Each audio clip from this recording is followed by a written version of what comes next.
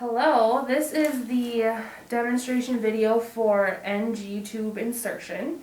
There's two different types of NG tubes you'll remember from lecture. There is large bore and small bore. They're used for different purposes. Large bore tube looks like this. Remember that the large bore tube is more rigid, it's less flexible. This one has been used several times for practice, but normally when you take it out, it'll be stiff plastic. Remember that large bore is typically used for removal of stomach contents or stomach decompression, a lot of times for bowel arrest if someone had an ileus. So that's what the large bore one looks like. It may or may not have measurements on it. The end has these little tiny holes to allow the contents to suck out, kind of looks like a cheese grater. The other end has two parts. The actual end of the NG tube is this clear plastic part. This is where you'll connect suction, and this is where you will put your syringe. This blue part is the pigtail, or it's also the anti-reflux valve. You never put anything into it. It's just a one-way valve for air. So it allows air to kind of move into the tube so that the end of this NG doesn't get stuck to the inside of the stomach and cause ulcerations. There are valves that you can put on the pigtail. There's not a ton of them in lab, so you might not see these. Just remember blue to blue, and then this can also be used as a stopcock as well. So that is the large bore. The small bore is much smaller because it's small bore. These are measured in French. So large bores typically, 12 French or larger, and then small bores smaller than that. This one is 8 French in particular. This one is a lot more flexible. It has a weighted tip on the end. There's a radiographic tube in here, so it shows up on X-ray, and then it has 2 ports. This one has, so you can put a smaller syringe or a larger syringe in that one. And then obviously if they're closed, no contents will leak out. Small bores, another difference is that it has a stylet. So these are what we use in the lab to practice, so they've been played with. This is a new one. This one actually has the stylet in it. So you can see the stylet would just be on here, and it's just a thin metal wire that you would pull out. This is in here to help it get into the place of where it needs to go, because you can see this would be really hard to get into the stomach. There's nothing to kind of guide it down. So this stylet or guide wire helps get it to where it needs to go. Once it's in and once we have confirmed placement with an X-ray, we would pull the stylet. Once the stylet's out, it's out. We never, ever, ever put it back in. Obviously, if we were trying to guide this inside their esophagus, it could poke through and cause some major damage.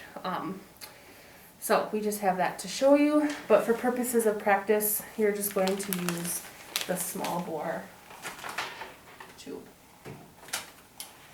Okay. We're going to talk through the differences on insertion as well, but for purposes of this demonstration, everything's exactly the same. There's a few small differences, so we'll talk through those, but I'll just show you large bore for today. Other things that you need is you'll need a basin. When you're putting in a NG tube, especially for large bore, there might be some stomach contents that are backing up, so they're most likely going to vomit. This obviously is not going to catch a ton of vomit, so you're going to want one of those bigger pink basins in practice, but we just kind of have this here for muscle memory, I guess. You're also going to want a chucks that you're going to place on the patient's chest. You're going to want a large syringe to put on the end of the tube for both large and small bore. For large bore. Because when you put this in the patient, it's going to immediately start filling with contents, and this is actually going to probably start to fill up. So you're going to need that. There's also some different connectors for large bore to suction. They look like this. This one has a little valve on it to, show if it's off or on. You might see different ones in your practice setting. This just connects this end here to the suction tubing. So there's that. Small bore would never be connected to suction tubing, just large bore, as large bore is for removal of contents typically, where small bore is for putting things in, like a feeding or medications. You can put medications or feeding in a large bore, but typically if you had an order for medications or feeding, you would just put in the small bore. If for some reason they were having a large bore for decompression, and then it switched to them needing a feeding, since this is such a painful and uncomfortable procedure, we wouldn't rip out a large bore just to put in a small bore for meds, so then we would typically just switch over the use for the large bore. But typically for checkoff, again, you'll have an order. It'll either say for stomach decompression or hook up to suction. You would know you need a large bore. If it said to start a feeding, you would know you need a small bore. So I would have my tube with the syringe on the bottom of it. This is not a sterile procedure. Think the food that you eat is not sterile, and I know it feels a little weird, so you just want to make sure that your table is clean and dry. You would put a Chucks on the patient so you could, set things on here. If the bed is clean, if the sheets are clean, you can set things there as well. So when I take my large bore NG out of the package, remember it's that stiff hard plastic, so I kind of want to take the end and round the end a little bit so I have a curve to it, so that when I put it through the nose, down through the throat, it has a natural curve for it to go. That's worth a couple points, and we usually miss that on checkoff. So you'll have that, you'll have the syringe on, and you'll have your bin. Once we put in the NG tube, we want to verify placement with pH. So we have pretend pH paper that we have inside our bin as well, and we'll talk through that when we get there, but you'll want to have your pH paper ready.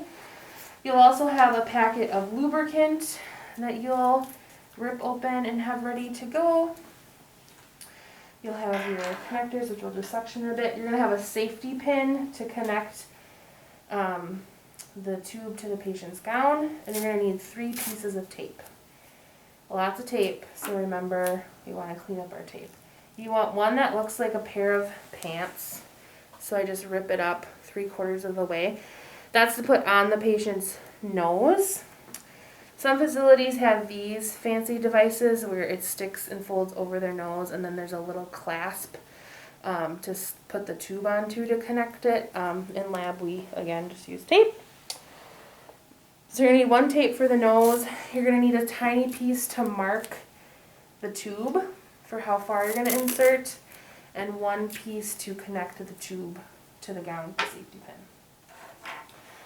I'm going to need a tape measure because I'm going to measure what's left outside of the patient when I'm all done. I'm going to need a cup of water for the patient to sip on to aid in the process. And I'm going to need gloves and my partner. You'll have a partner for this to assist you with positioning and holding the water for the patient to swallow while you're inserting. They're going to need to wash their hands and put on gloves as well. So, obviously I would have, before all this, verified my order. I talked through my supplies. I would introduce myself, wash my hands, get at patient identifiers, get these supplies set up as I had talked, and I'm also going to want to get suction set up. So for suction, the order is going to say regular or continuous. When you set up suction, you always start with regular. So I'm going to switch it to regular.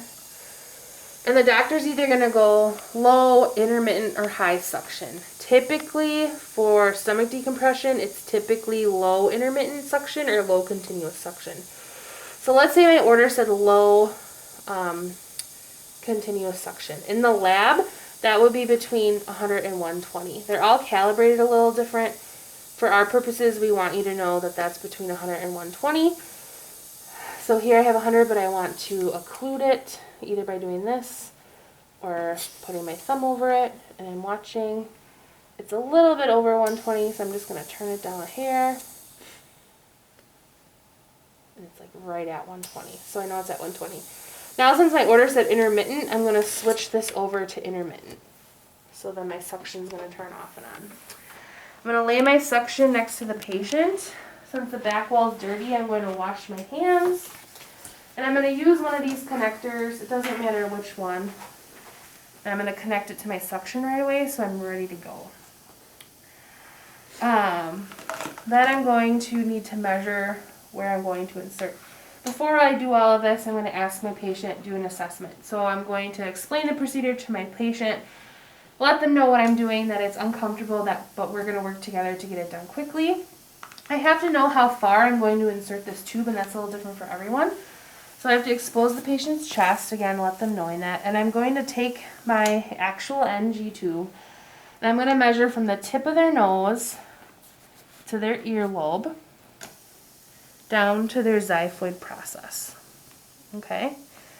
That's how far I'm going to measure. So I'm going to note that, and I'm just going to flag a little piece of tape over that spot so I know I'm going to insert until this far. Okay? Again, this is clean procedure. So you can just set that there, cover the patient back up.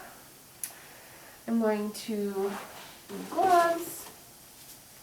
My partner would wash their hands, so I wash my hands, put on my gloves, and they would say, okay, Mr. Stevens, we're getting ready to insert the tube. Do you have any questions? No? All right, we're going to work quick. So I'm going to remove your pillow just so we can, sorry, your head there. We're going to remove the pillow so it's easy, so you can kind of help us position. I'm also going to want the head of the bed in high followers. So I'm going to want up as high as it goes, if they can tolerate it. This patient can. Alright, so I'm going to have my patient hold my cup of water to take some sips. I'm going to have my tube, I already rounded the end. I'm going to take my lubricant, put lubricant in it, so that's ready to go. I have my pH paper, I have my syringe attached already. And okay, so we're gonna go ahead and start to insert the tube. Assessments that I would have done before all of this, got sidetracked. I would ask if there's any history of nasal or skull fractures that would impede me being able to place the tube.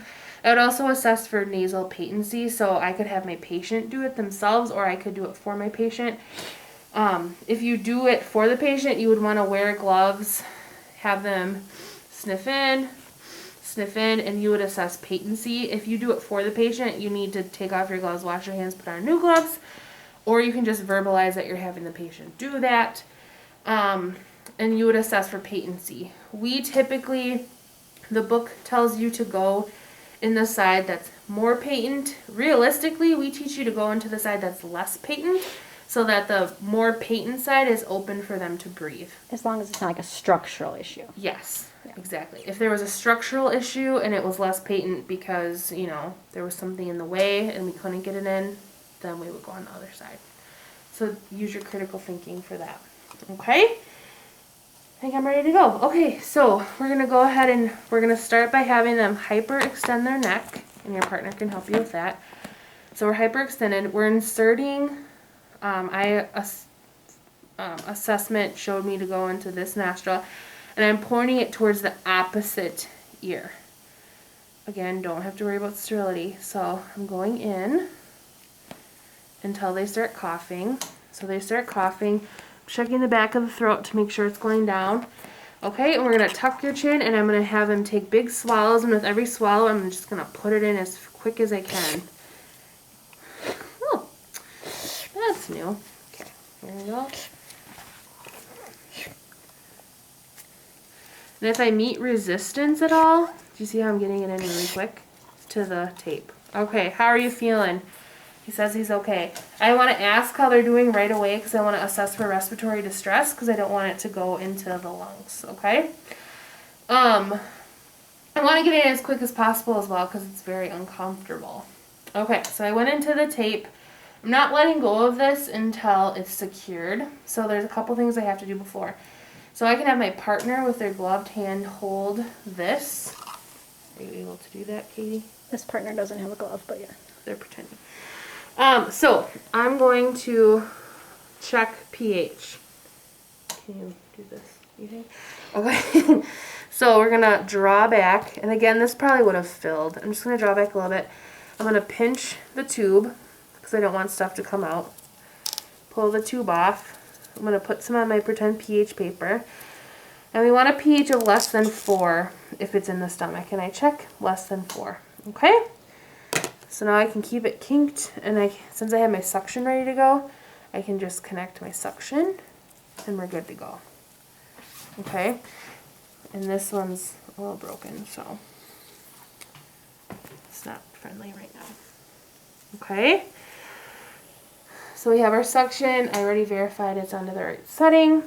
We checked our pH paper, so that can be done.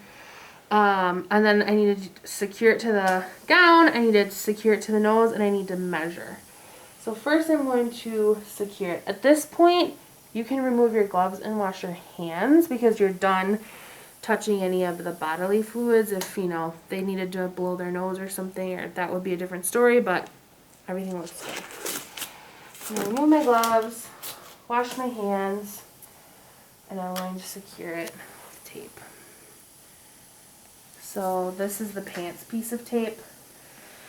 I put the pants on the nose, and I'm going to take the legs. I'd probably want a little longer legs. And I'm just wrapping the legs around the tube so that it's secure. Once it's secure, I can let go. That piece of tape that you used for marking, I should have took that off because now there's a piece of tape wedged in their nose. That's not very nice, so you don't have to take that off. Okay, then we're going to measure. So we have paper tape measures. The back is in millimeters, but we want to measure in centimeters. So remember math, you just drop the 0. So I'm going to measure from insertion site all the way down to the end of the tube, which remember on this is the clear, not the blue. And it says 660, so 66 centimeters is what I have out of the patient. And again, this isn't being very nice. We'd have contents everywhere. It's broken. Should have picked a better one for this demo. Okay, so I verified with pH. It's connected to suction. I measured and documented the tube length, which is 66 centimeters. And lastly, I have to secure this to the patient's gown. So I'm going to have them turn their head because I want to make sure that they can turn their head and have enough slack. So this looks good. I'm just putting the piece of tape over the gown, or over the tube, to have something to pin it to the gown. So I'm going to just put it through the tape, pin it to their gown. I'm not putting tape over the gown. That's not going to be secure. Okay? So I would do that. Just want to talk through the small bore. Yes. And then at the end of that, I would document. Before we talk about documentation, and I have washed my hands document. Before we do that, small bore. So the only difference is this has, we're putting this in for a feeding. So anytime we're going to be putting something in through a tube, we need x-ray verification. Since this one was just getting connected to the suction, we just needed to check pH. Again, every facility is going to have a different policy. A lot of facilities now will have you get x-ray confirmation no matter what. But for purposes of checkoff, large bore to suction, we verify with pH, we're good to go. For small bore, since we're initiating feeding, we want to get x-ray verification. So when we put in the small bore tube, we don't have to check pH. So we would just have this capped. We would put it in. The stylet would still be in. Then we would verbal, and we're not doing anything with suction. So we get it in, this is capped. We would say we're sending the patient down to x-ray. They came back from x-ray. The physician read the x-ray. We need an order from the provider that it's okay to use. Then we would remove the stylet at that point and then initiate feeding. So those are things you would verbalize on this checkoff. And then this one has markings. You could verbalize the markings, or again, you could measure. We just want to know what's left outside of the patient. We're always verifying that marking before we put anything in, because we don't want the tube to come out, and then it could be, you know, above the bronchial tree, and then we're putting things in, and we're putting tube feeding into their lungs, which is not nice. So for small bore, you get it in, you verbalize, I sent my patient down for x-ray, or I'm having x-ray come up. I have an order from the physician saying it's okay to use. I pull the stylet and I start the feeding. Okay, those are the differences. Then from there, we would document the date, time, initials, what we did with the tube. So whether for this patient, I initiated low intermittent suction, or I started a tube feeding, the size of tube. So this would be 12 French, this would be 8 French, what nostril I put it in, how the patient tolerated it, and then how I verified placement. So for large bore, it would be pH of 3.5. For small bore, it would be x-ray verification. I would wash my hands before I document. Patient safety, make sure they're comfortable. If the patient was getting a tube feeding, or really anytime they're connected, you don't want the head of the bed to be less than 30 degrees. So, go back down, but they would have to be above 30 degrees. Clean up my garbage, and I will be good to go. Alright, that was NG insertion demonstration.